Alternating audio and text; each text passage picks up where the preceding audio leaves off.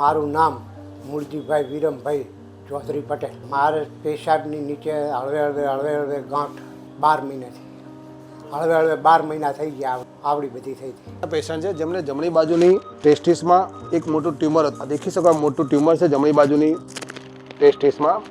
આ ટ્યુમરને અમે આખું રિમૂવ કરીએ છીએ.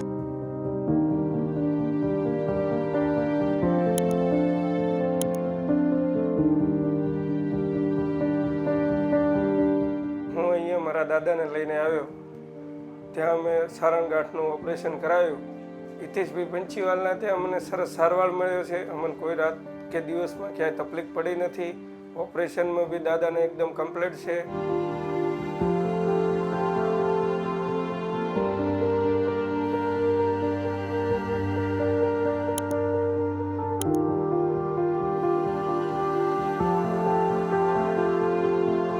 સાહેબનો સ્વભાવ એકદમ સારો, ટ્રીટમેન્ટ સારામાં સારી હજુ સુધી.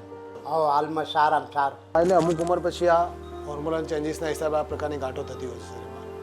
આ ગાંઠમાં તમે ટાઈમસર એનું નિદાન થઈ અને ઓપરેશન થઈ જાય તો કોઈ જોખમ રહેતું નથી.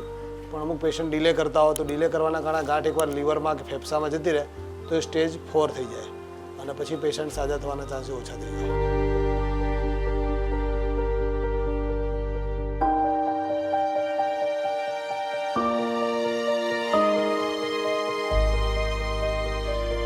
આપણા પેશન્ટ પહેલા સ્ટેજમાં જ છે, પ્રથમ સ્ટેજમાં, એટલે એમને સારામાં સારું રિઝલ્ટ મળશે.